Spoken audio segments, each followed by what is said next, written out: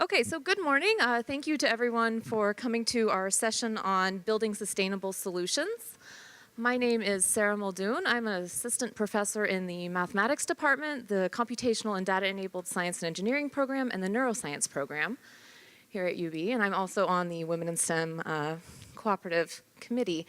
So my work is very much not about sustainability, but I'm very excited to be able to serve as the session facilitator today and introduce to you a wonderful panel of 5 women who are experts in the field. All right, so with us today, we have Sara Metcalf. She's an associate professor in the Department of Geography.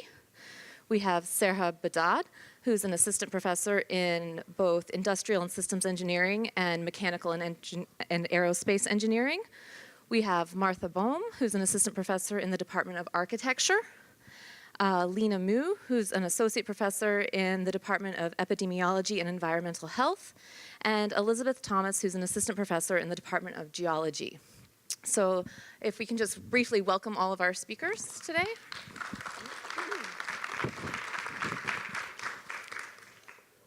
Okay, so what we're going to do is we're going to start and we're just going to give each of our panelists 5 to 6 minutes to introduce themselves. Some of them have prepared slides, and they're all going to tell you about their specific area of expertise and the environmental challenges that are of interest to them and what kind of solutions that they are working towards and developing to address these challenges. All right, so we're going to start with Sara Metcalf, and take it away. Thank you, Sara. So I'm a health geographer and urban geographer. I identify as a social scientist and a system scientist. I use computer models in my work to look at how healthcare accessibility can lead to better equity of underserved populations. I came into geography with previous training in chemical engineering, biochemistry, and management. And it was when I was exposed to management science that I learned about how we can use computer models to address problems of social systems. So while I had chosen environmental engineering as a path or chemical engineering as a path toward environmental engineering and remediation, I increasingly came to appreciate the challenges of achieving social equity and raising sufficient social awareness of environmental challenges. Some of the particular environmental challenges that I have interest in and continue to work on are what we can do as societies in response to climate change. And so I've recently worked on and continue to work on a dynamic model that incorporates projected climate change and also allows for mechanisms by which social and behavioral change can be actually used to potentially mitigate that over time with sufficient infrastructure and development. Let's see, so I don't know, am I good on the time? All right, is that enough for you? Okay, very good, I'll pass then. I actually had a few slides there. So here we have.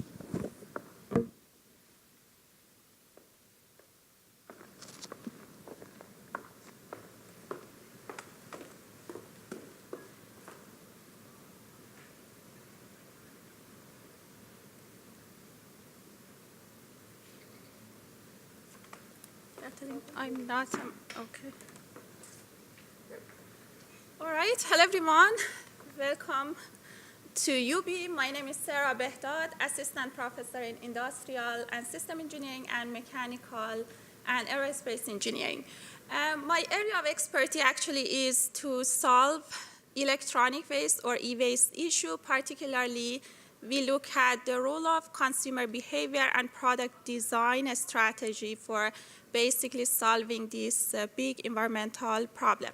I basically would like to give you an overview of the basically challenges that we encounter in solving this specific problem. E-waste actually is a term that is used to refer to all electronics that are unfunctional or unwanted by end users. And so perhaps you are familiar with the extent of this problem, but there are a lot of different reports on the difficulty that we have in e-waste area. For example, according to Environmental Protection Agency report in 2010, about 52 million computers and 152 million mobile devices were discarded in the US, which is equivalent to more than 142,000 computers and 416,000 mobile devices per day, which is a huge number. And if we look at this number for computer monitors, it's about 32 million units. There are two main points actually in this particular report. First of all, this report is 8 years old. And the second is that these numbers that we see made up of only 50% of total electric and electronic waste. Therefore, you basically could imagine that e-waste is a big issue. For example, in 2011, an average American household spent about $1,200 on purchasing new consumer electronics. The point is that we use these electronics, but the recycling rate is very low. In some cases, basically, they have reported that the recycling rate is about 12.5%. And I need to actually mention this point that e-waste is one of the main contributor basically in solid waste stream, particularly its contribution is on basically toxic material. The point is that e-waste, we call it e-waste, but e-waste actually is not waste at all. In many cases, it's a kind of valuable somehow waste stream, and we can recover basically valuable metals out of recycling e-waste. For example, if we recycle a ton of used basically e-waste, which is equivalent to 6,000 used cell phone set, we can recover about basically $15,000 in precious metals.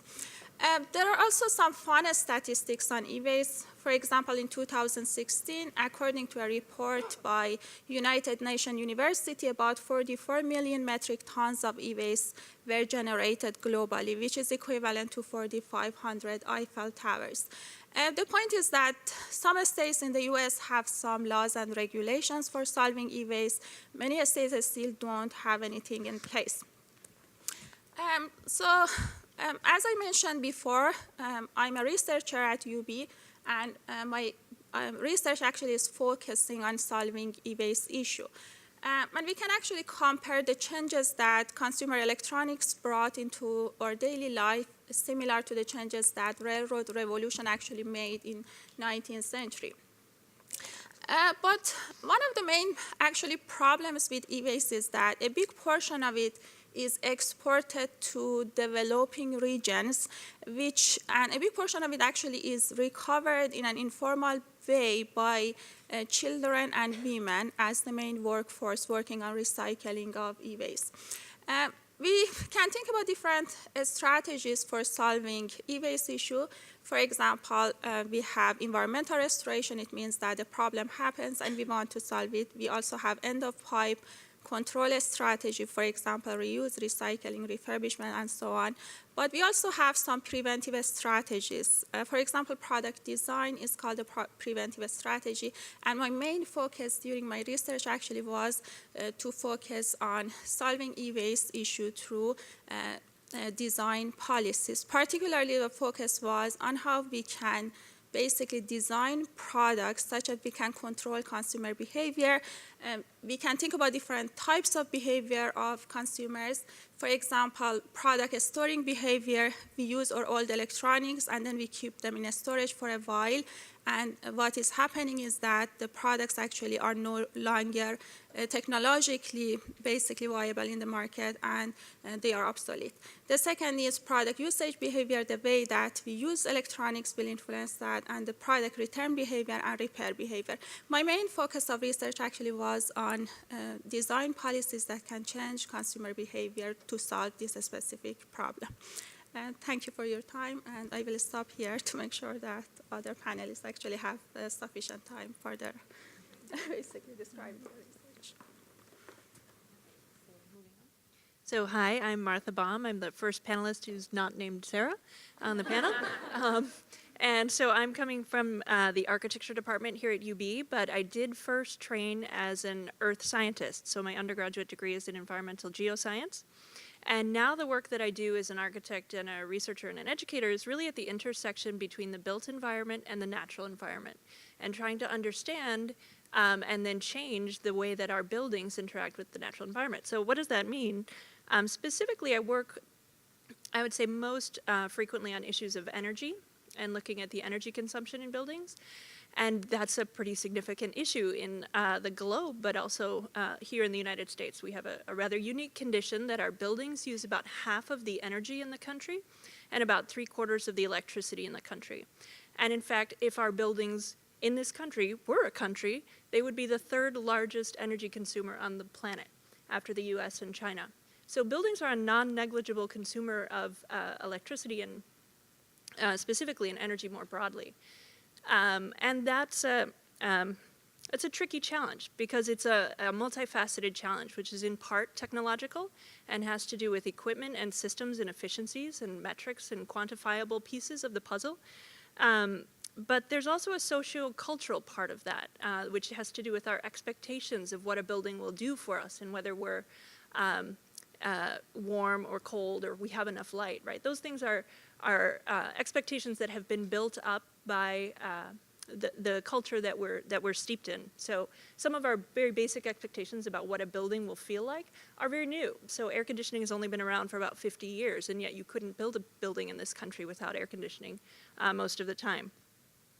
There's also an aesthetic part to this question about energy usage in buildings, and that has to do with not only how buildings look, but how they're organized, because those decisions have a big impact on how they use energy. And architects get very interested in how buildings look and how they're organized. So architecture is an interesting field because it sits at the intersection of a set of very different kinds of decisions, so technical, social, cultural, and aesthetic. And so what I look to do in projects that I work on is to develop designed solutions, so building constructions or other kinds of elements of the built environment that perform well using little or no energy, but also create a new language which communicates that we have another way of doing things besides the way we've always done them. So just a couple of examples that I'll talk about that show that the work of architecture is really at various different scales. So one project at a very small scale that you might have seen because it has a presence here on campus was a small high-performing house that we built with a team of over 300 students from 14 different departments across campus. It was a house that made more energy than it uses, and that includes the energy to power a car. So it made more energy than the car took and the house itself needed to run. And that was a house that has a very different expression. It doesn't have the kind of gable house with a little chimney and a front door like you drew when you were a kid, right? So it has a different aesthetic, a different iconography than most of our other houses do. And it was an exciting project. We took it across the country. This is a strange thing to do with a building, but we did that. We took it to California to an international competition and placed second. And brought it back here to campus. It's on display on South Campus, and it will be moving to a permanent location on North Campus next to our solar strand in the next year. But another project that I'm working on, I've been working on for a few years, is a design for a 140-acre former industrial site south of Buffalo on the historically important site of the old Bethlehem Steel manufacturing facility, which is now home to a new conversation about what industrial sites could be. It houses the Steel Winds project. So when you drive south on Route 5, you see the wind turbines along the lakeshore. That's the Steel Winds project. There's a Steel Sun project with a large solar field. But there's another section of that site which has recently been purchased by the county, Erie County, for development as a green industrial site. So I'm working with a group to develop solutions for what a new large-scale green industrial site could look like. Again, a very highly visible site which people will drive by every day, which can communicate something else about what we do with our buildings, how we make them, how we organize them, to tell a different story about how we use energy and what we're doing with it.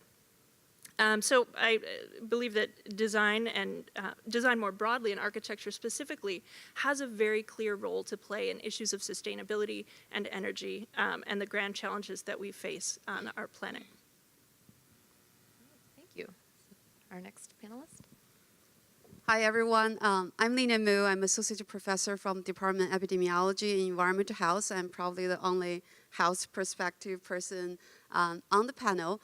So I'm also director of program in our department, MPH program, and now I'm the director of Global Health Initiative in our school.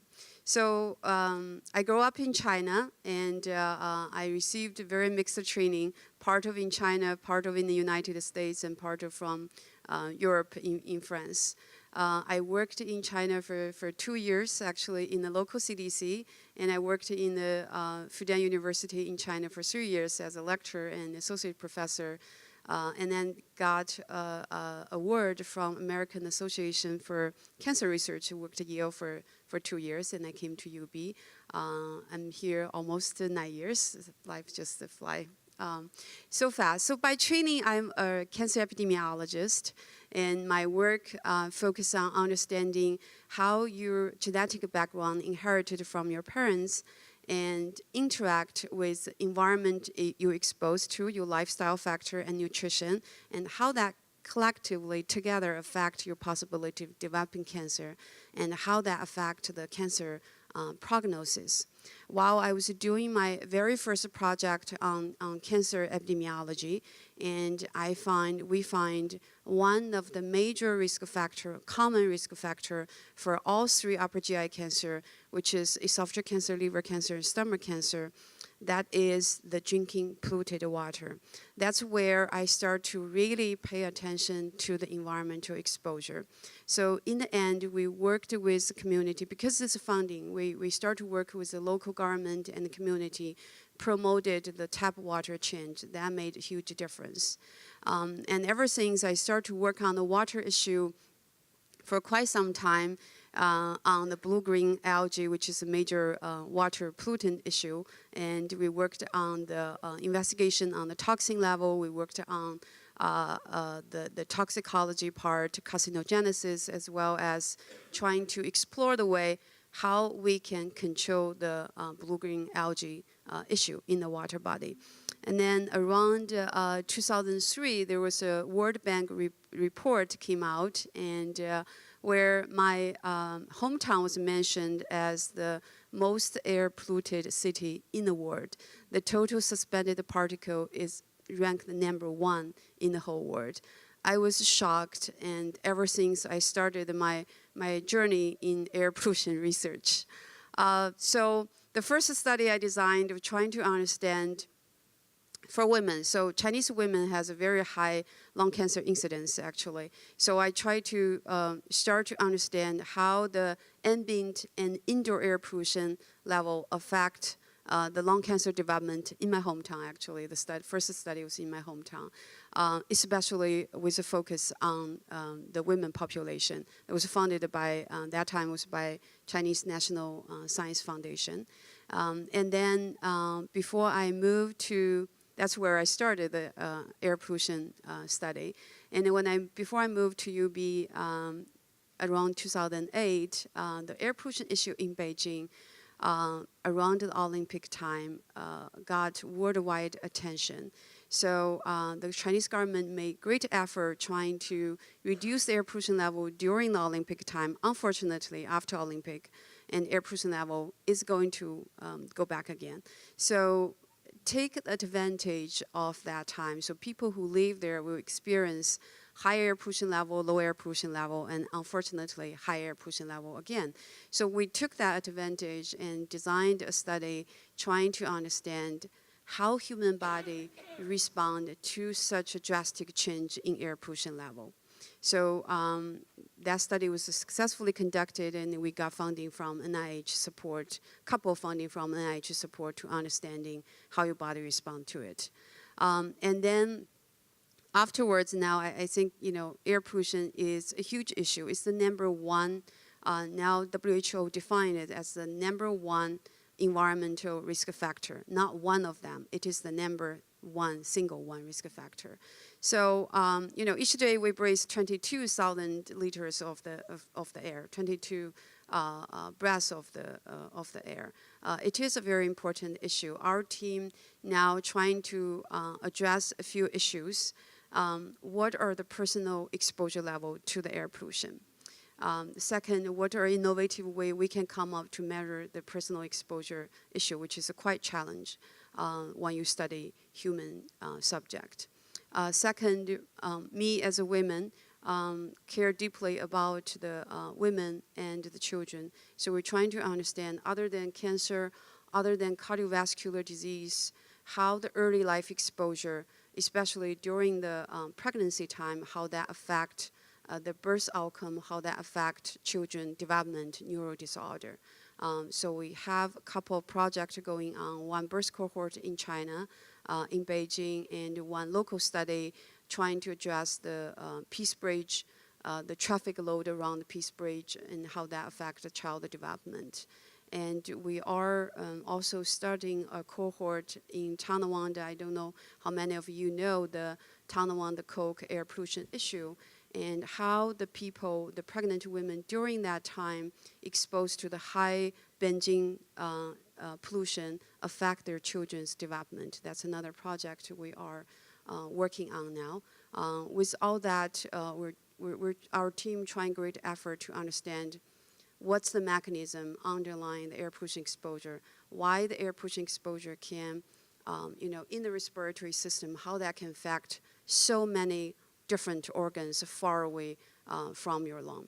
So that's the effort we're trying to make, address this environmental issue from the health perspective.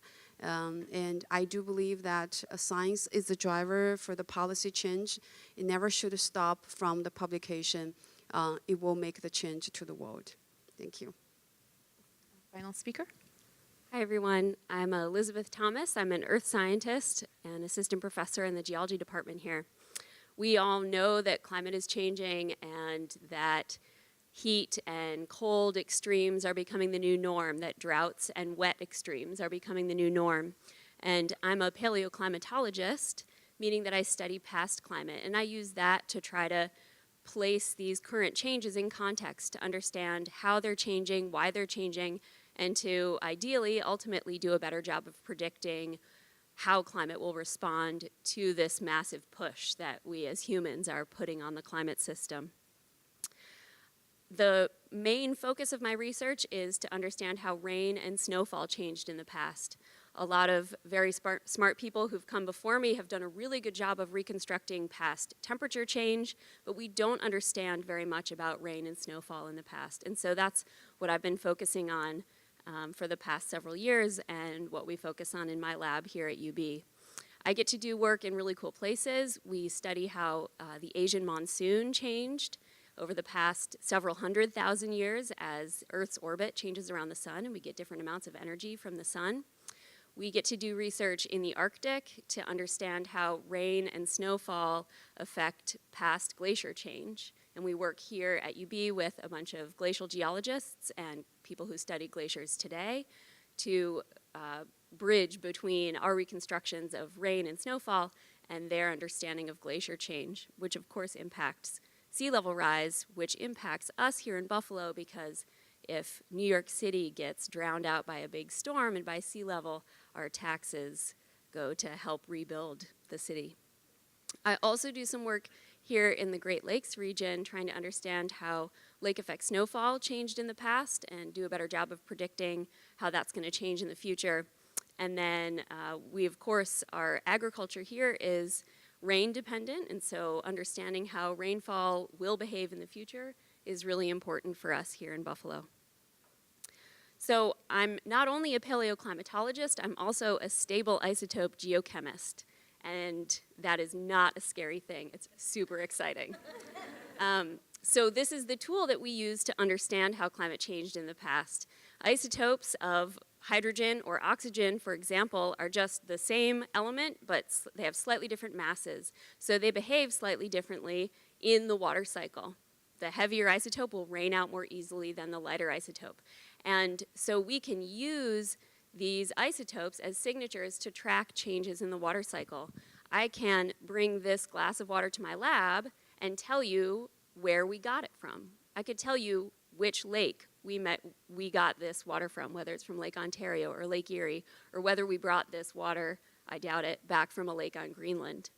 And so we can use these changes in stable isotopes to tell us something about the past water cycle. And it turns out that these isotopes are preserved in lake sediments all over the world.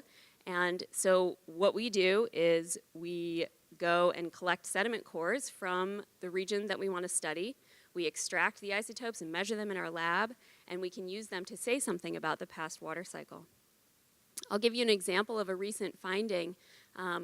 Our colleagues here in at UB who study past glacier change have sort of been scratching their heads for a while, because we know there's this period about 6,000 to 8,000 years ago that was about a degree warmer than the pre-industrial period. So we're about at that same temperature today, but there was this extended period of time for a couple thousand years in the past that was a pretty warm period. And it turns out that the Greenland ice sheet was not very much smaller than it is today. And these glacial geologists, they said, well, okay, it's warmer. We know that ice melts when it's warmer. Why wasn't the entire Greenland ice sheet smaller? And so we went to a lake on western Greenland, collected a sediment core, brought it back to the lab, analyzed the isotopes in it, and it turns out that we can distinguish between summer and winter precipitation in with these isotopes. And we found that during this relatively warm period, 6,000 to 8,000 years ago, there was also a whole lot more snowfall, which probably made the Greenland ice sheet a lot bigger and happier during that time. So that sort of offset this ice mass loss due to the warmer temperatures. And so we're working now to try to understand, okay, will this warming Arctic also be a snowier, wetter Arctic? And will that offset some of the losses that glaciers and ice sheets are feeling today? So I mentioned we get to work in some really cool places. We do field work on western Greenland. We do field work in Alaska and Svalbard in the Norwegian Arctic, on Baffin Island in the Canadian Arctic. Those are all really remote places. Another really remote place I work is at Lake Qinghai on the Tibetan Plateau, Qinghai is the largest lake in China. It's a really beautiful and interesting place to study. And we also get to do work here in Western New York. So I take students to collect sediment from bogs and lakes at the Beaver Meadow Nature Center that's run by the Buffalo Audubon Society. We do field work in the beautiful Finger Lakes region in central New York. But I think probably the best part of my job is being able to do all this work with amazing students. So this summer on Western Greenland, I'll be leading a field team of all women, 5 of us, with a PhD student, a master's student, and a UB undergrad, along with our outreach coordinator on the grant. So this is it's a real privilege to be a scientist studying past climate in these beautiful places, but the best part is being able to bring students along with me and have them learn how to do this in the future. All right, so thank you to everyone. All right, so one thing that I am incredibly impressed by is the diversity of just problems that you are all working on and the very interesting approaches you have to solving them. So I'm going to start with a question for the panelists, and then we'll open it up to questions from the audience. But just to get things going, can each of you share an example of how your role, specifically as a woman, has helped you come up with innovative solutions to address the types of problems and issues that you're facing in your work? We don't have to go in order if someone wants to go first. Or go ahead. So I found actually as a woman, sometimes they give you ideas and innovations. There were a couple of studies I've done before actually was from the women perspective. So while I was working in the WHO organization at IARC, which is a cancer research organization there, we were reviewing those lung cancer incidents around the globe. And I find Chinese women actually has very high lung cancer incidence, and I don't understand why, because the Chinese women don't smoke, or very low smoking rate, 3% to 5%. And I wonder how come such a low smoking rate population can have such a high incidence of lung cancer.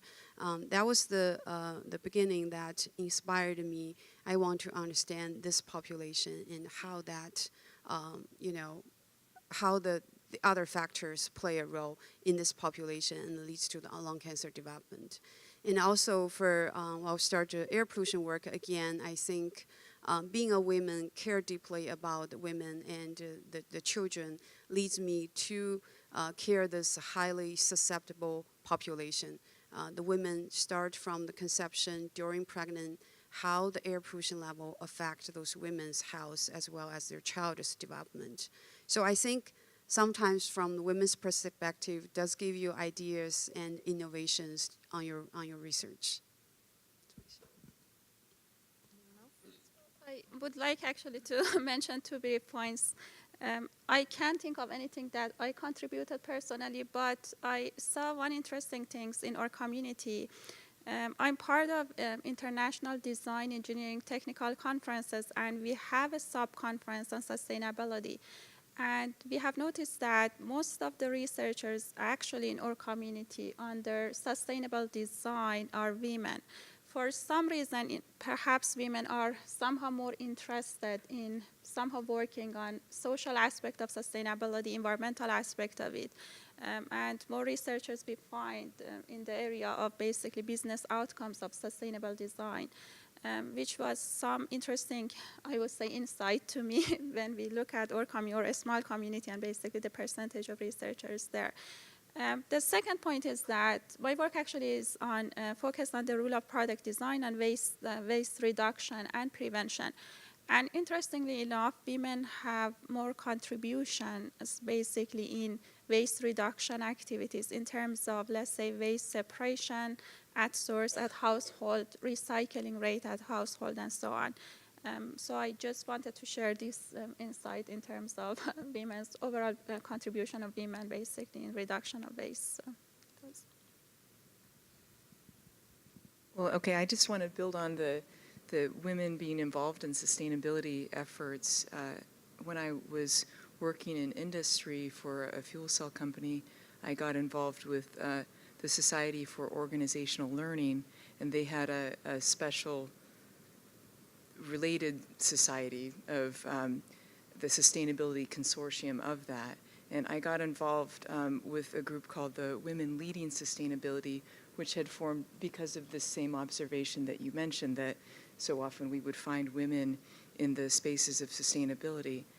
So it was a group that continued via sort of monthly or periodic conference calls among women who were doing work in this area. And one of the things we noticed, and I think has been observed in research as well, is that the conversations women have amongst themselves without men present are different from ones when even just one man is a part of the conversation. So there's enough of a power dynamic, I guess, or the norms shift with that happening. So I think it helped me to appreciate the value of listening to women and opening up space to hear what they have to say. On that note, we'll hear what Martha has and to actually, say. I wanted to share something that was similar from a different, from a different field now, looking at the profession of architecture. But similarly, we had an effort. Well, I'll try to connect the dots. You may not see it as similar, but I do see a connection.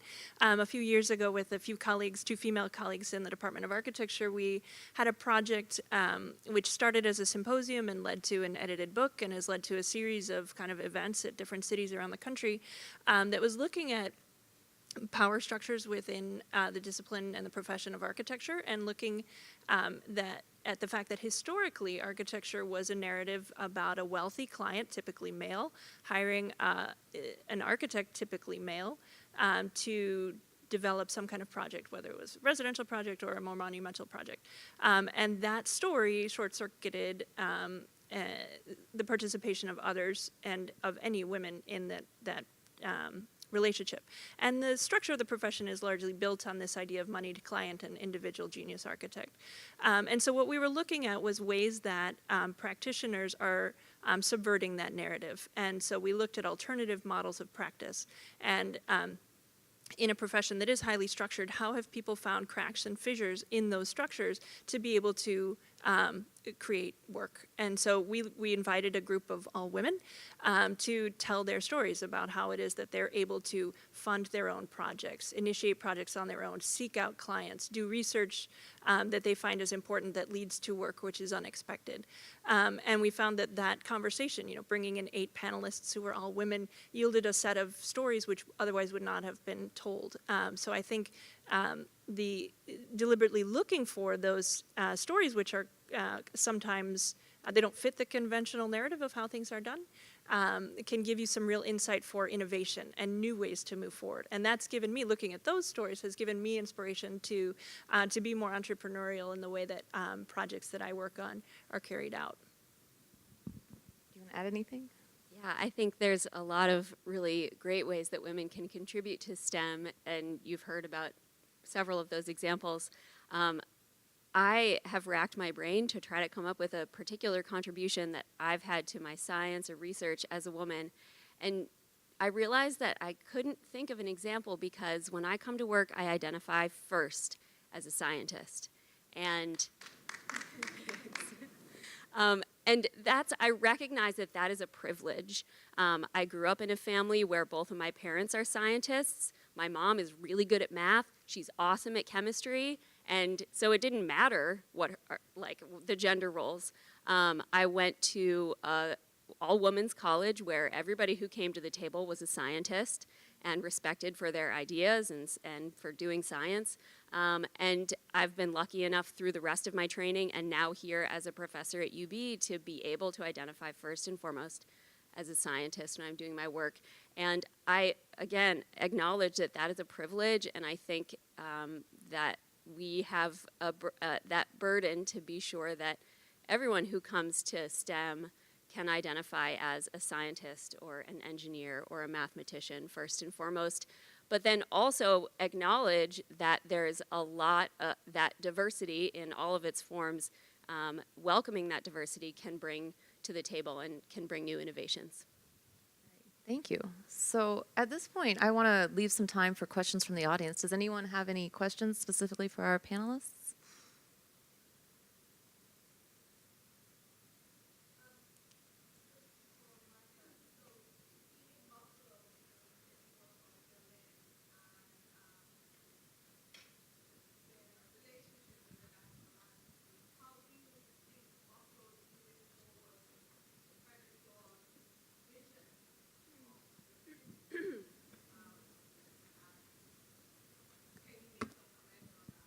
Yeah, so that's a really good question. So I think the question is about how is Buffalo doing with regard to sustainable design and construction of buildings? And then a reference to Olmstead too, right? And Olmstead's vision for the city of Buffalo, and how are we measuring up to what Olmstead, the vision that Olmstead had for the city?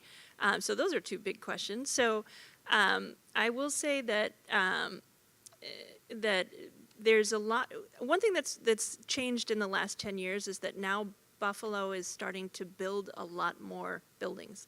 For a while, just due to the economics of the community, there wasn't a lot of new construction going on.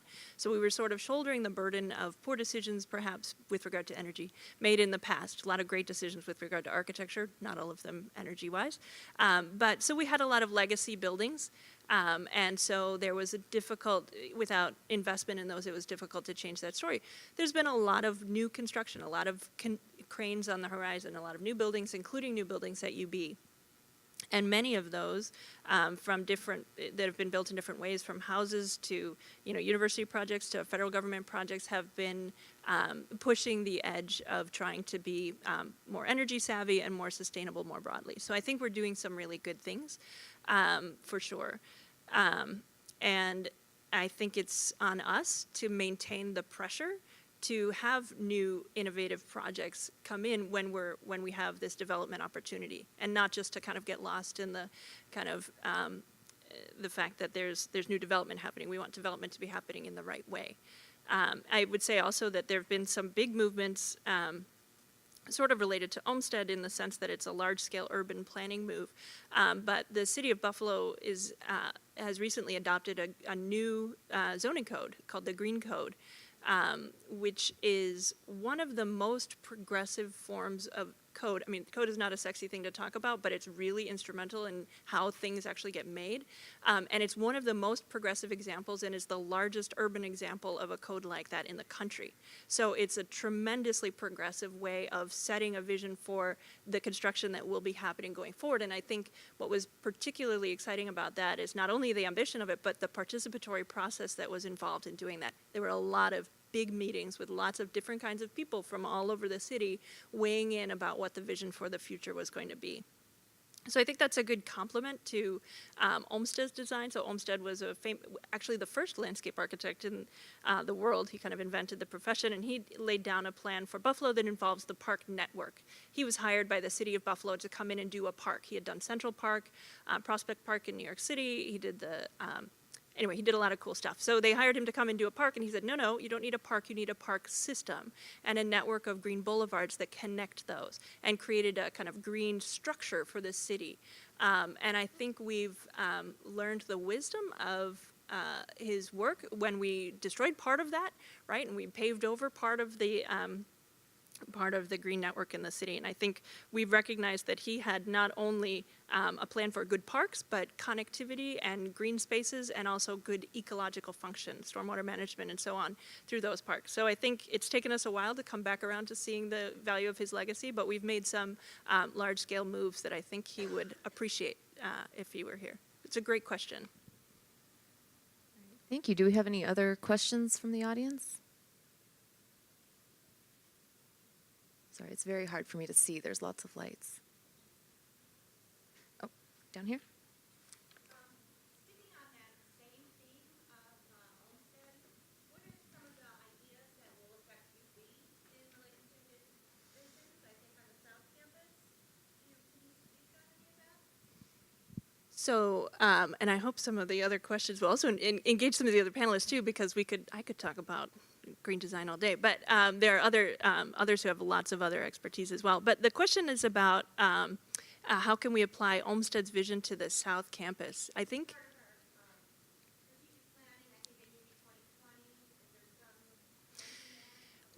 So it's a great question. So there was a very extensive master planning process that wrapped up, I think, about 9 years ago to look at the physical planning for the North Campus, South Campus, and the medical campus. And while there wasn't explicit reference to Olmsted in that work, there was attention to the sustainability, right? So how people move around on the campus, how we do deal with things like parking in large paved areas, and how we think about sustainable systems across the campus more broadly. So it's a great question. I know there, you're sitting right in front of some of the representation from the sustainability office and the facilities department at UB who are constantly at work implementing that plan. Again, it's a big planning process, but that it's a long implementation process to hold to that vision that's set out.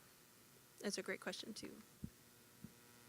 All right, we have another question back there. Me too.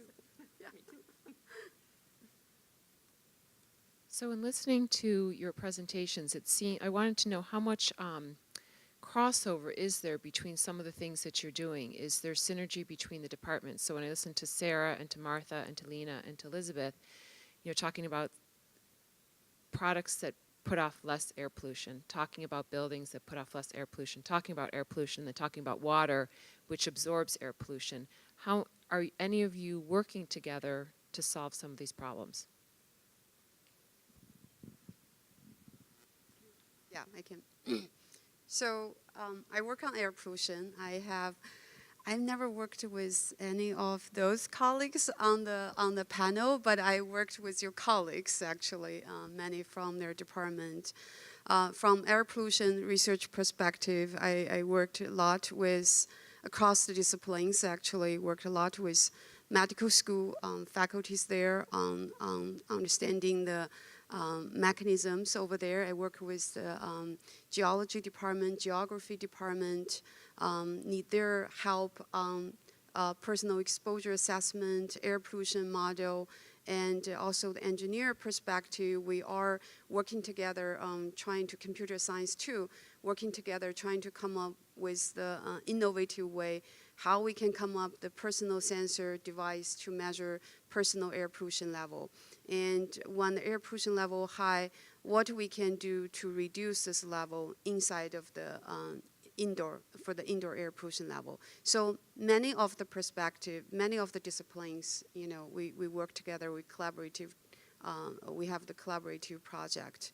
And I think there are several communities around the UB also trying this effort to bring us together, including Renew, including Global Health Equity. Many of those communities are trying to make effort and bring us together too. Does anyone want to add anything? I also had the same experience. It was interesting to me 2 years ago. We had a workshop, perhaps at the same place, run by Renew Institute, which is mainly focused on sustainability research. And I noticed that there are a lot of researchers and educators at UB that basically are working on sustainability-related issues, which I was not aware of. And then we started basically building different teams and working on sustainability-related projects. But I would like to actually highlight the definition of sustainability. So we mainly look at sustainability as something related to the environment. But in fact, sustainability covers 3 main pillars of social, economic, and environmental basically aspect. So I would say almost all of us actually are working on sustainability-related issues. So anyone in a STEM area, other areas basically are working towards sustainability. So I would say that any type of teamwork is toward making the human life much more better, and it's basically under that umbrella. Thanks. We have another question. Hi there. I was wondering, was there, to piggyback on that notion, is there anyone that is charged with working on strategic planning to, again, thread all of these disciplines to impact policy with future buildings that are being built within the region, specifically in downtown Buffalo, so that there is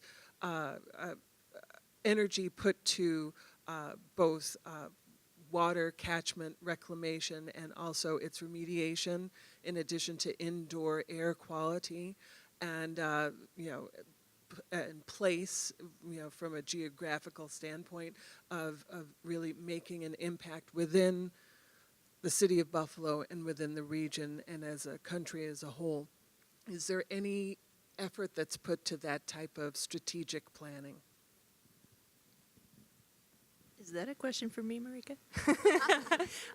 So the question is about, is there some entity that's, because I'm not sure if it's just talking about the built environment, because you mentioned buildings, but I don't know if it's a larger strategy than just that. An even larger concept beyond the building itself, with place being of importance, in addition to indoor quality and also the output of the building and how it impacts the environment, and also with water quality being a huge component in both how the storm water is managed, how gray water is managed, and also how its use of water is somehow woven into the design of the building for both immediate and long-term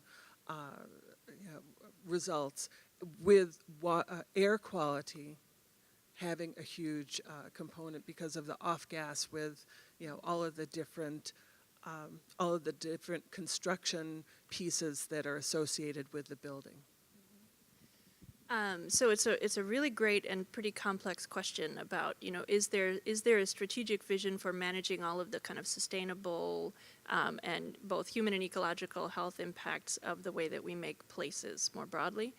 And I would say it's a pretty fragmented collection of entities that are setting that vision, I would say. And often the vision is manifested in the form of the minimum parameters by which something is legal, right? So that's regulation or code. And we're in an environment right now where that's becoming more and more difficult to deploy, right? We're in a kind of deregulatory environment at the largest scale at the national level. Most of the effort on this has been taken up by organizations, third-party organizations, sometimes setting kind of voluntary mechanisms like LEED, you might be familiar with, right, is a mechanism for evaluating buildings across many different parameters, energy being one of them, but also stormwater management being one, indoor air quality being one, the care for the site being another one. So that's a third-party organization, which then some states and localities and entities like UB have taken on and required as part of the building process. So LEED is required, or the state of New York requires LEED rating to at least a silver level in new construction. But so there are many entities, many entities at the federal, state, and local level, and in the corporate and third-party realm, NGO realm, that are trying to push our built environment in a particular direction. However, the question you asked about was whether there's a strategy, right? Whether there is some entity that's linking those together. And I think we don't have that in this country to date. We have a kind of fractured environment, many groups doing very, very good work, but not necessarily coherent work, not necessarily all shoulders to the wheel at the same time. So we're getting good effects, but they may be more disparate than what some of us in this room might be looking for. I'm not sure if that answers your question, and others actually probably have thoughts on that too. Yeah, I just wanted to add a little bit of exposure I have to research collaboration that is comparing environmental stewardship activities in different cities in the United States, and also they're sort of exporting their survey mechanism for these different organizations to other cities globally. So it's called STEWMAP. It stands for sort of an acronym standing for Environmental Stewardship and Mapping and Impact Assessment Project. And so I've been involved with the people who've conducted this in New York City. They did it 10 years ago, and again this past year they're still consolidating all of the data from it. And one of the things that has been interesting is my collaborators are also social scientists, but working in, for the Forest Service Urban Field Station in New York. And so they've surveyed a lot of these organizations that work in all kinds of stewardship activities, whether it's water or planting trees, doing gardening. And some of them engage youth and education, and so they have particular purposes. But they've been able to identify networks among the organizations. By part of the survey is asking who the organizations collaborate with. So we're able, from a geographic perspective, also to look at this and say, who's collaborating with whom and where do they operate? So what's their turf? So you might find areas of overlapping turf would be opportunities for collaboration and coordination. However, so far the network findings have shown that the coordination tends to be more linked to where the home office is, not necessarily where the actual field activities of the group are. So I guess I think it sort of underscores that there's a lot of different entities. There have been some findings that we can come out about what types of entities have more resources or more likely to have an actual staff versus a smaller scale and reliance on volunteers. But I'm looking forward to seeing the update to the 10 years ago data and seeing if there are different organizational and social structures that have evolved since that time. Just adding one sort of thought, this is not at all in my area of expertise, but Samina this morning in the panel mentioned that universities, the onus is sort of on us to be a leader in demonstrating these changes, and we do have resources and purchasing power, and I think there's a lot, I know, but am not aware of all the details of everything that's happening here on campus. And just sort of a personal anecdote, I bike to campus a lot and to get exercise during my commute, and man, it is not easy to get to campus by bike. And we have to go in all 4 cardinal directions in order to get to campus safely, because we have to go through these little back neighborhoods. And so thinking about the whole region and our university reaching out to these surrounding communities to try to improve sustainable options, I think is a real opportunity that we have. All right, well, I think we have time for maybe one last final question. This question is actually for Elizabeth. I'm always fascinated by climate scientists and the global scale that you work at and the data that you collect over years and stuff. Of course, there has been so much debate and global laws that are getting made.